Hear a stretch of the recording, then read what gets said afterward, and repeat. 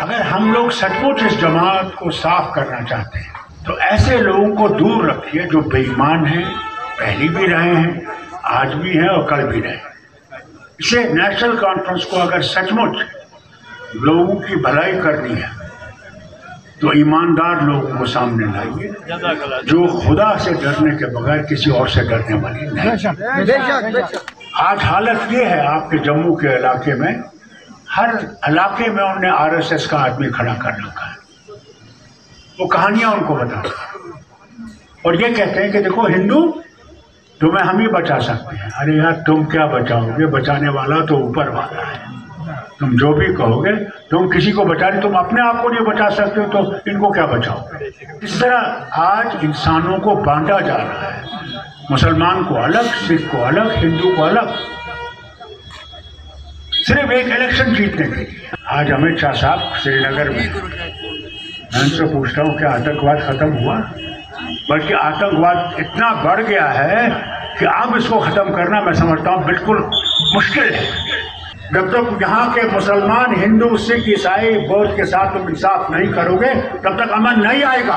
महाराजा हरि सिंह चाहते थे इस रियासत को आजाद रखना, हिंदुस्तान और पाकिस्तान में एक पुल बन के रहना, मगर पाकिस्तान ने गलती की।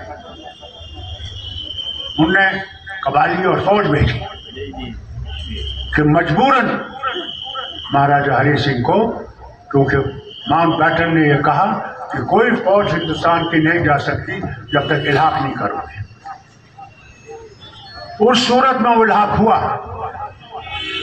मगर इल्हाक की कंडीशन ये थी कि यहां पे भी और जो पाकिस्तान के पास हिस्सा है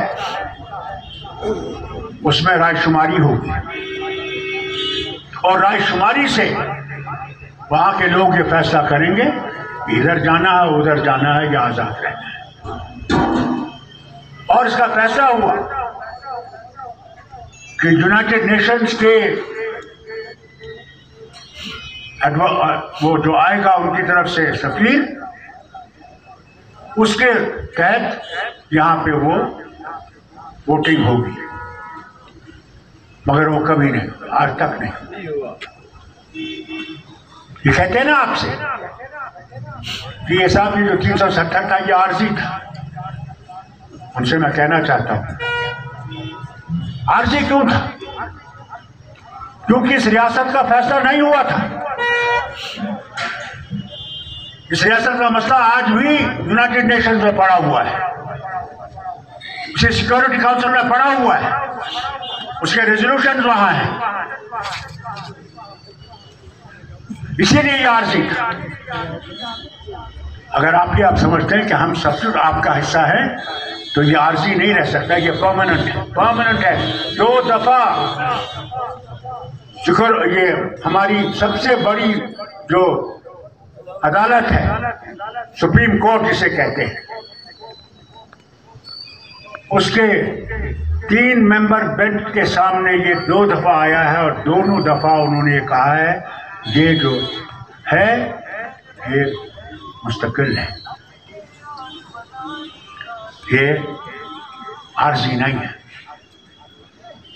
मगर तब भी क्योंकि इनकी जमात का ये था कि हमने इन्हें खत्म करना है, आप देख लीजिए मजा क्या उनको आ रहा है कि जिसका ये वादा कर रहे थे अमन का, आज खुद होम मिनिस्टर साहब आए, तशरीफ लाए हैं, ये देखें कि अमन आएगा कैसे। अमन आएगा 2 चीजों से।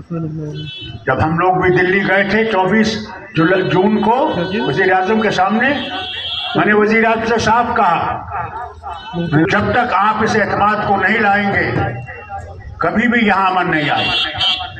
फिर उन्होंने तकरीर में खुद कहा कि जरूर दिल की दूरी और दिल्ली से दूरी है, हम इसको दूर करेंगे।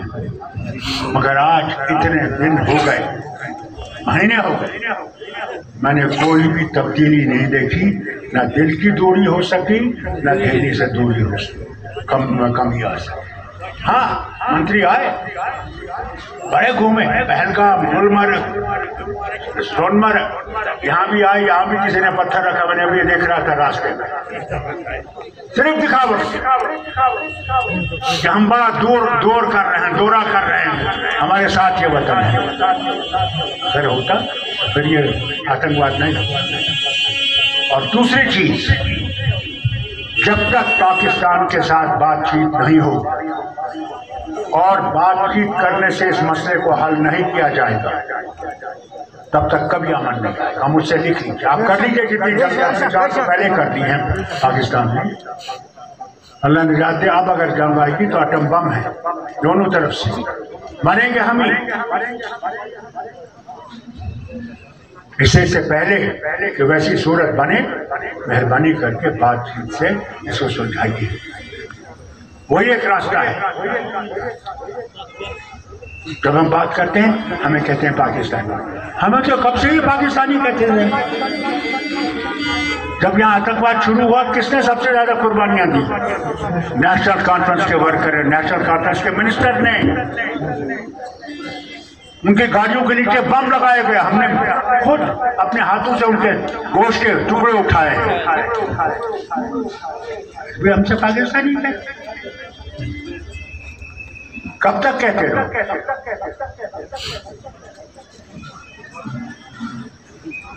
ये छोड़ दो, ये बकवास करो। और इस वतन से अगर तुमने मोहब्बत है और इन लोगों से मोहब्बत है, यहाँ के हिंदू, मुसलमान, सिख, ईसाई, बौद्ध से, तो वैसे काम करो जिससे तुम इनके जल्द जीत सकोगे। हम यहाँ नफरत पैदा करने के लिए तैयार नहीं है। नेशनल कॉन्फ्रेंस कभी नफरत के साथ नहीं लगे। करे कि आप में और मुझ में वो हिम्मत आए और हम लोग इस रियासत को मजबूत रियासत बना सकें और उनको जो हमारे दुश्मन हैं